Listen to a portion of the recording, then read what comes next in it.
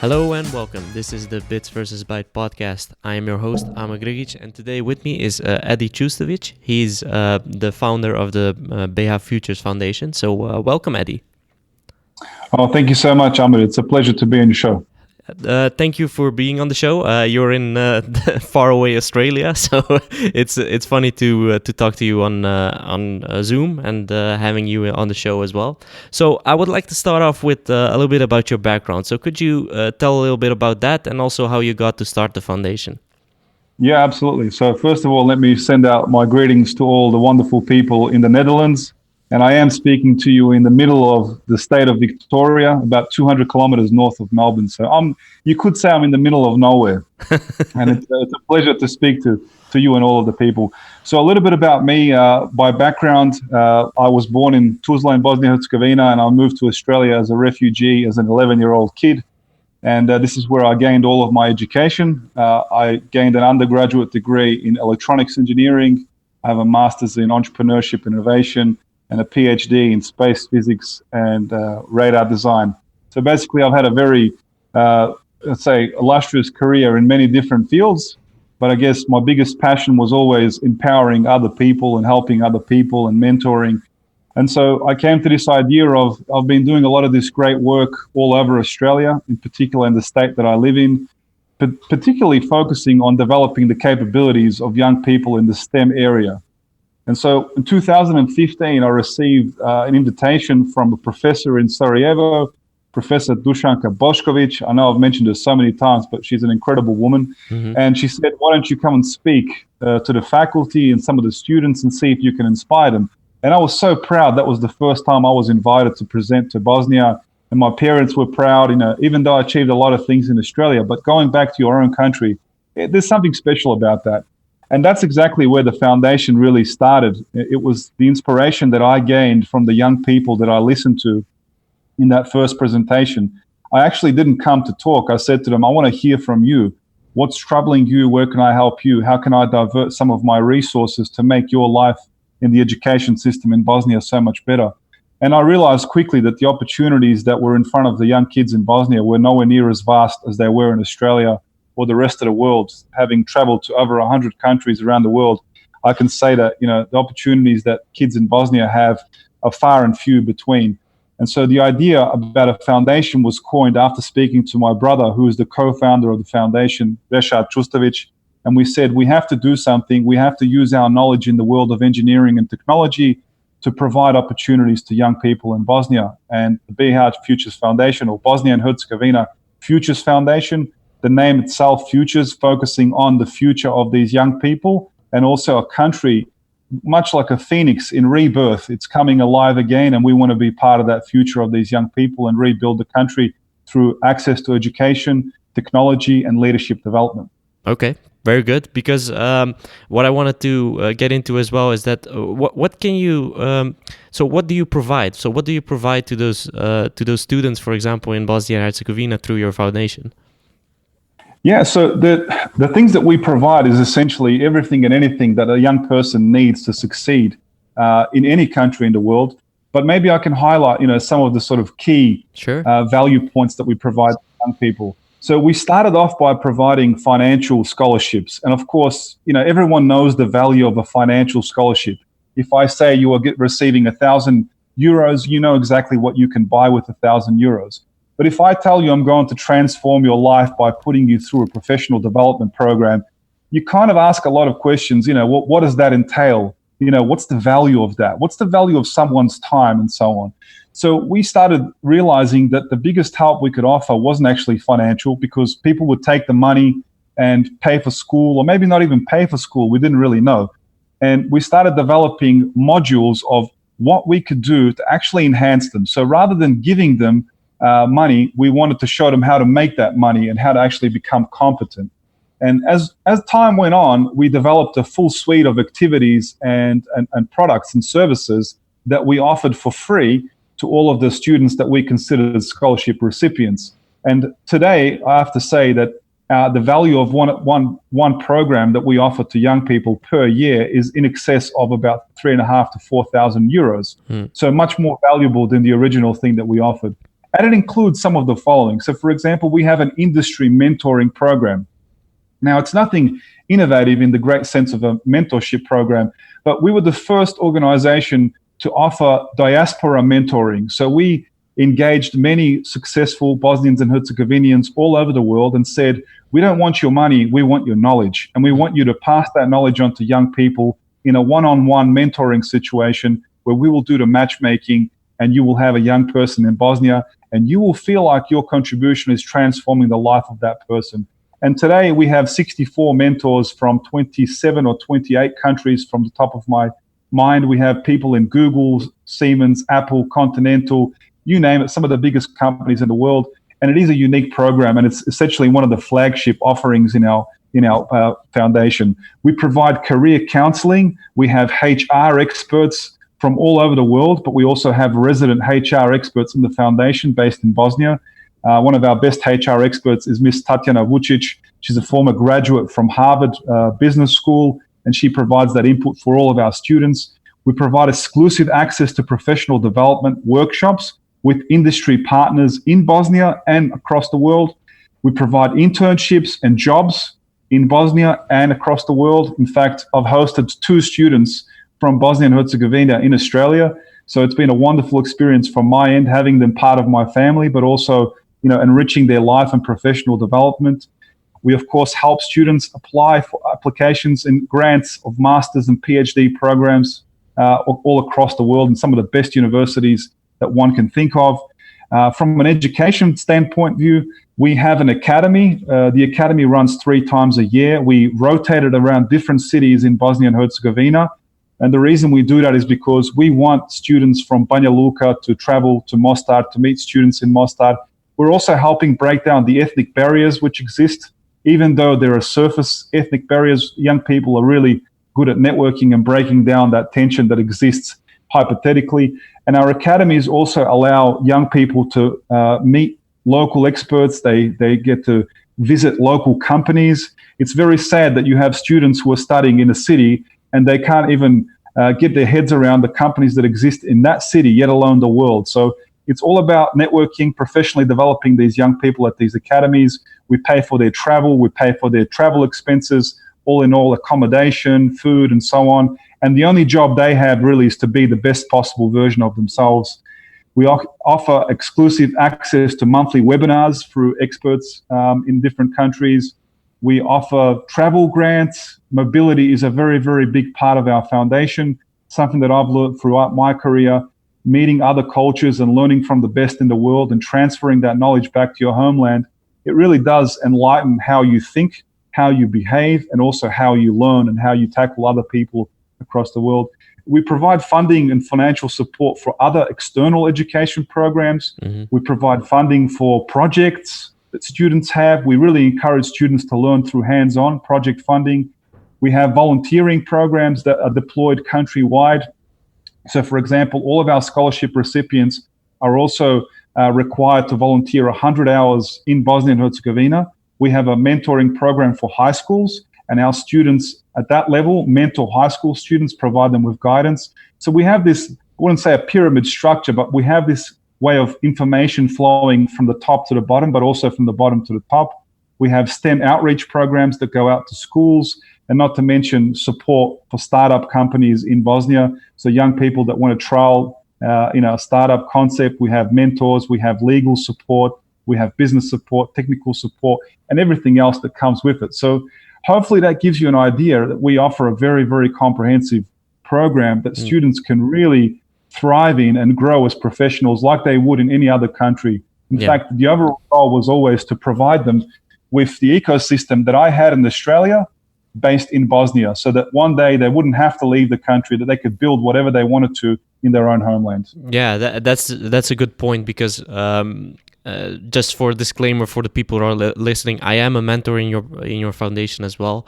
That's correct. And what I've noticed is it takes me, for example, 1 hour of my time every month to mentor someone in in my home country, because as you said, you came at the age 11, and I came at like age 2, so I was even earlier in my life. So I've pretty much known just the Netherlands for the whole of my life. So, yes. But still, there is some big connection for some reason. It's a bit hard to explain that connection to people, but you still have that feeling that you want to give back. It could be in another country as well, but for some reason, Bosnia is always some kind of pillar in your life, so to speak. So that's something that I wanted to ask you as well, is that you have lived most of your life there, so you've most of your life has been in Australia. So why that strong feeling of giving something back to Bosnia? As I said, to me, it's a bit hard to explain that, but maybe you can frame your feeling about that. Yeah, it's a very interesting question. People say nostalgia. Well, it's hard to feel nostalgia if you leave as a kid. So exactly, what is it that ties you back to that? I guess for me personally, I'm very grateful to Australia. I honestly think Australia is the greatest country in the world in the freedom that it's given me to be successful, and my brother and my parents has taken us in. So at some point in my life, I felt like, okay, well, I feel like I'm pretty complete. I've achieved what I wanted to achieve by this age, and I can't be successful if other people around me don't have that same opportunity. Mm-hmm. So having traveled back to Bosnia to visit family, there was always a tie between me and Bosnia. It was always, in the family, it was in the home, we spoke the language at home. And then watching Bosnia just deteriorate as a result of poor politics, ethnic hate, and ethnic division, I really wanted to do something about that. I didn't want to be a typical person in the diaspora complaining, but not doing anything about it. And I've mentioned many times to other people as well, if you have a problem, everyone has a problem, but find a solution for the problem. I use that same philosophy with my students. Don't come to me with your problem, come to me with a solution, and I will guide you with that solution to make it more successful. And that's essentially the tie that I feel to Bosnia. I feel like it's my duty as someone who left the country as a kid, who was fortunate enough to be, found in a country that is very, very good towards its citizens.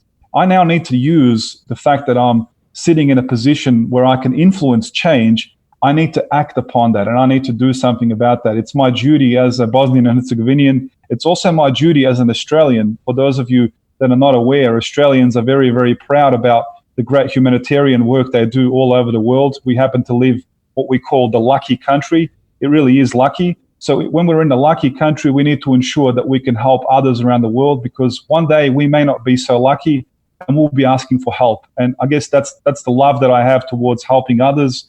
And I love Bosnia and Herzegovina, and I want to see it succeed. I want to see it being part of the greater EU collective and become a prosperous country like it once was. Yeah, and the interesting part there is that a lot of people don't know, but and some people do. But what's happening over there is that a lot of young people are leaving the country, and that's a problem because, of course, when there's no young people, then there's probably no life after that. And that's the thing there is that a lot of people ask me as well, like, okay, why is that happening, right? So can you explain that why that happens?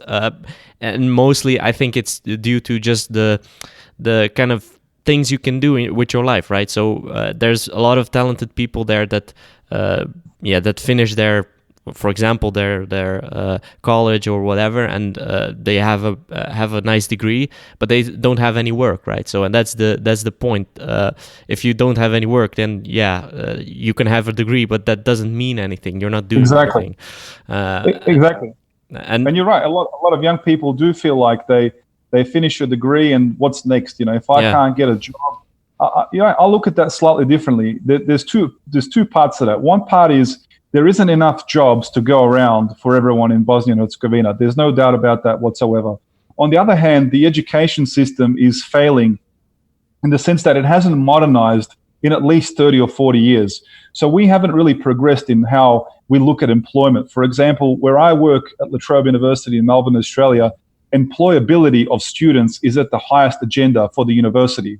Whereas employability in universities in Bosnia and Herzegovina is somewhere in the bottom of the food chain, because it's not in the interest of professors to be able to put so much time into that. It's not what they're rewarded for.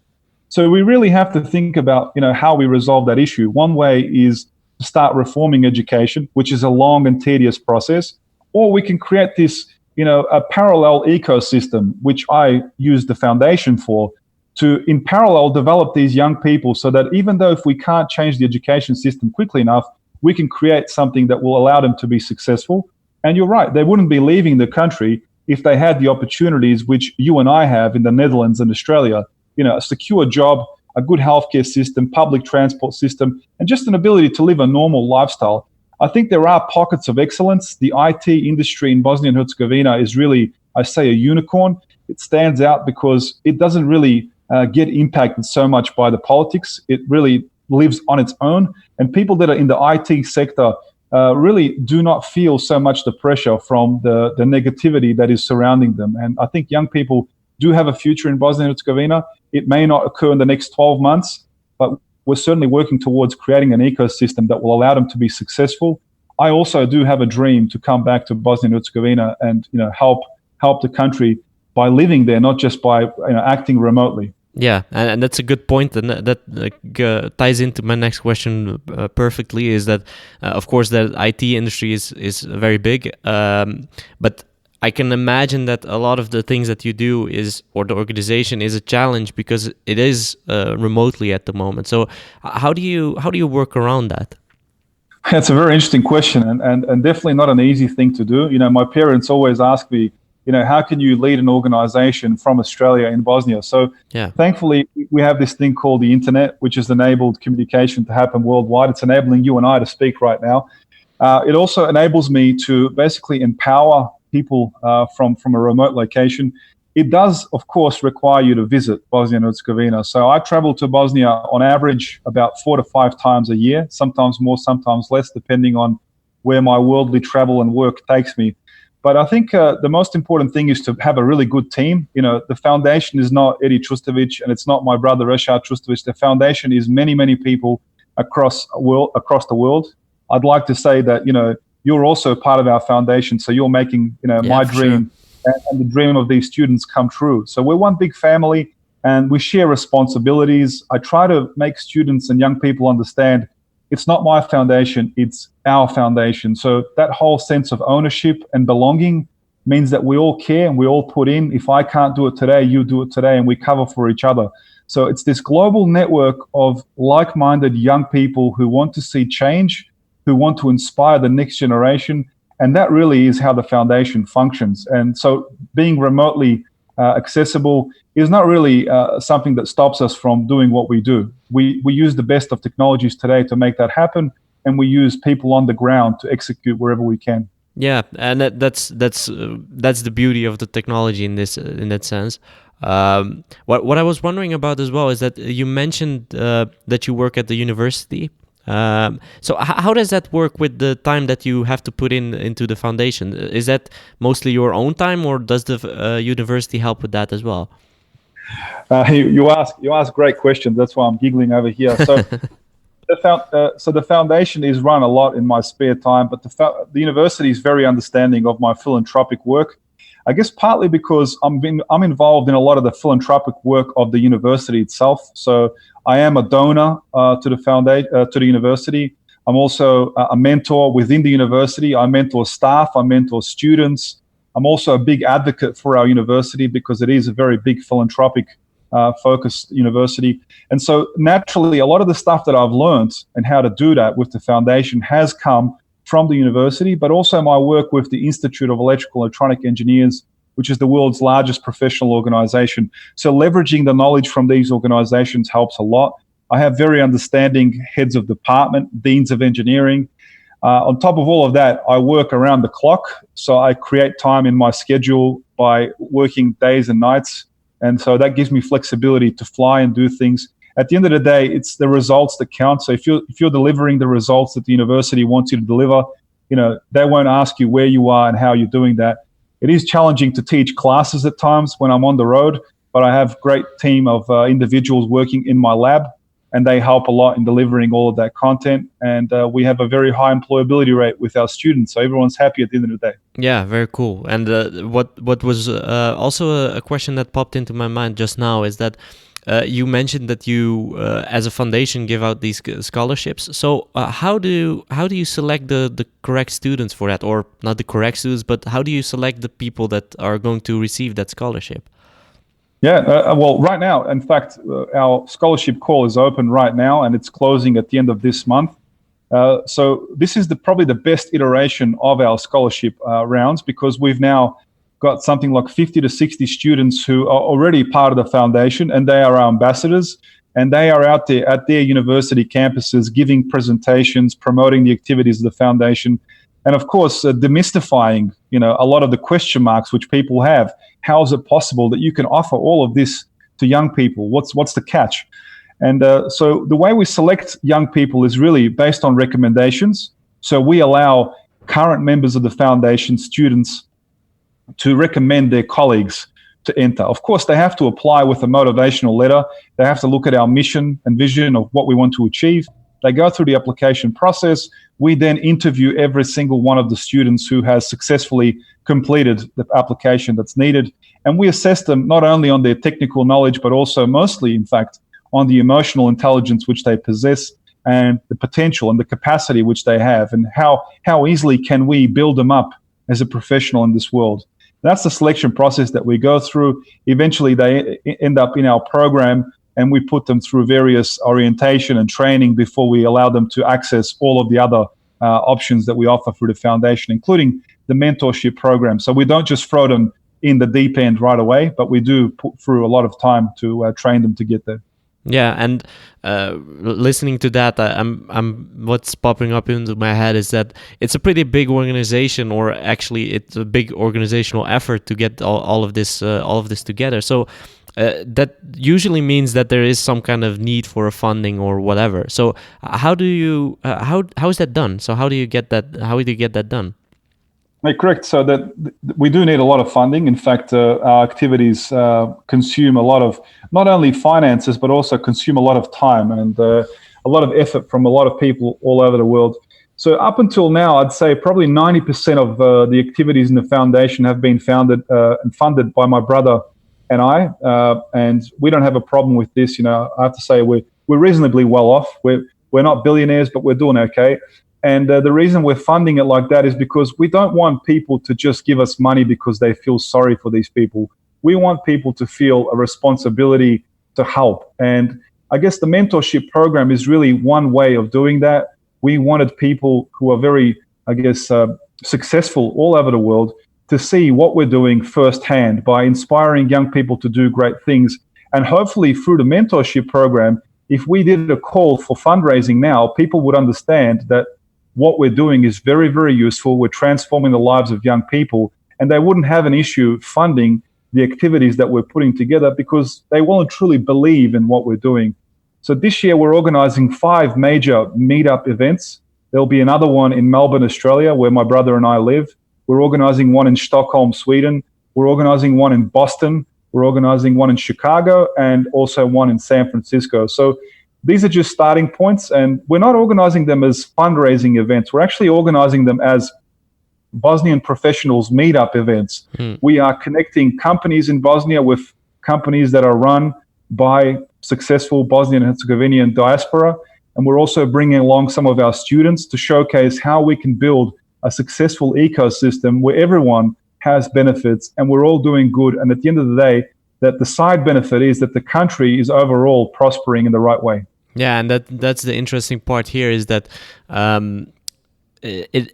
you see the kind of direct effect that it has, right? So me being in the mentorship program, I see that as well. Is that this guy in this case that I'm mentoring?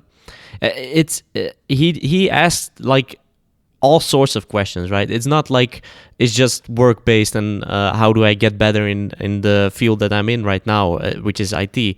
But Correct. It's also other things like, okay, say for instance, how is life there, right? So how is life within the Netherlands or within, I can imagine in Australia or whatever? Because the guy that I'm mentoring was actually at your place or in Melbourne in this case, for about a few months. So that's what's interesting to me is that it's not just changing someone in a professional kind of work environment, but also in a personal development role, right?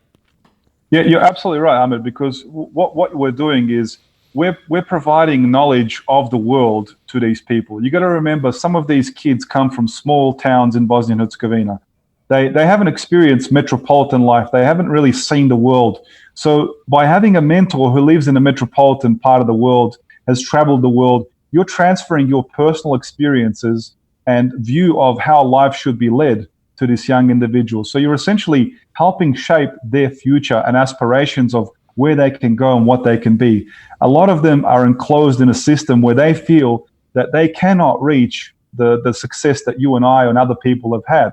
And what we're doing through this is opening new doors of opportunity. In fact, the young individual that you're mentioning, in fact, your mentee, is a gentleman called Momcilo Amovic. Yes. So Momcilo was born in a place called Sokolac. It's in a mountain range in eastern Bosnia. And his family comes from the village. And so you got to remember, Momcilo has aspired to become much greater than anyone else has aspired in his family. And he's doing everything that he can to be the best version of himself. So the advice that he receives from someone like you is empowering him to dream bigger, to be better, to really help others. And I think what we've achieved in a short time with Momcilo, because we've had him visit Australia for 3 months, is he will now go back to Bosnia. He's now energized to make a difference.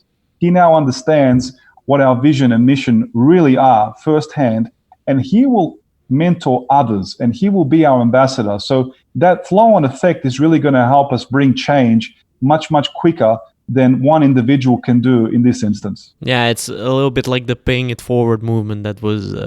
Absolutely, you got it. Yeah, so what... I have 2 more questions. So what's the dream, right? So what's the dream that you have with the foundation?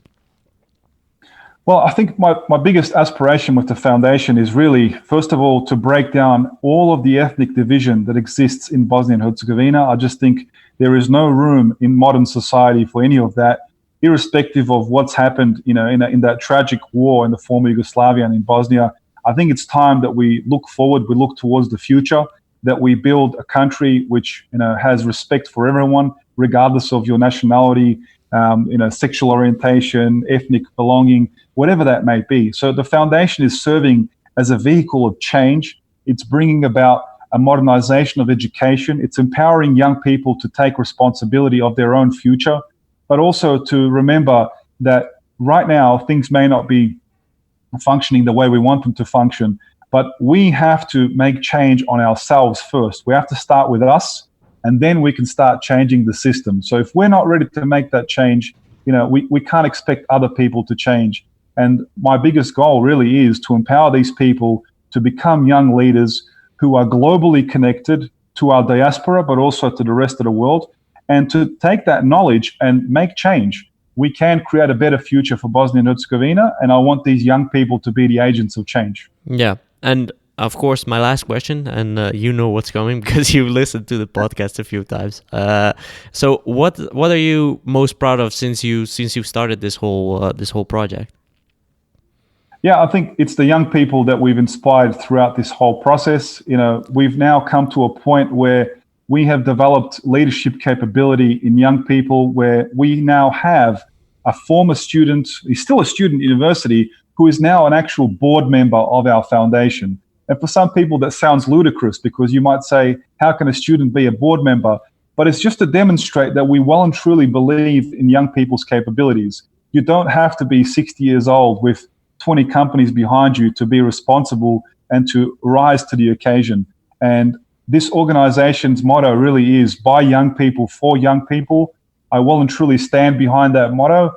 And the concrete example really is that we have a young person, a student, a 4th-year student of Faculty of Electrical Engineering in Tuzla, who is now a board member, rubbing shoulders with much more experienced senior people. That is the future of Bosnia and Herzegovina. We want to give young people power, and we want them to be responsible in bringing about change. Yeah, and in a lot of senses, that says also that age is but a number, right? I mean, in most cases, people will say, okay, because that person is younger or whatever, they cannot do this or they cannot do that, right? And that's something that we need to need to get rid of a little bit. Of course, they will be a little bit more, a little bit less experienced than others, but I think that's that's the correct way to go about it, because it's, if you don't put in that trust, if you don't empower those people, those young people to get to where they are, they won't do it, right? There's a lot of people that also in my personal case said like, okay, you're not going to be able to do that. And when someone says that to me, I'm even more kind of I'm kind of fired up to do it, because I want to show that it can be done, right? And that's exactly. I think we can use stubbornness in a very positive way. You know? And I think we have a lot of stubborn people in Bosnia and Herzegovina. We just need to channel that energy in the right way. And I think we need to lead by example in this instance. We need to show young people that it is possible and that you can be a part of that, success. Very nice, very nice. What I would like to do is also ask you, how can people find the foundation? Yeah, very, very easily. So just hop on our webpage, where the webpage is bhfuturesfoundation.org. You can also visit our Facebook page, Bosnia and Herzegovina Futures Foundation, Instagram, LinkedIn. We're on every single social media platform. And you can read more about us. Feel free to contact me or any of the guys in our foundation. We're more than happy to help and answer questions. And by the way, the foundation isn't really just for people in Bosnia and Herzegovina and our diaspora.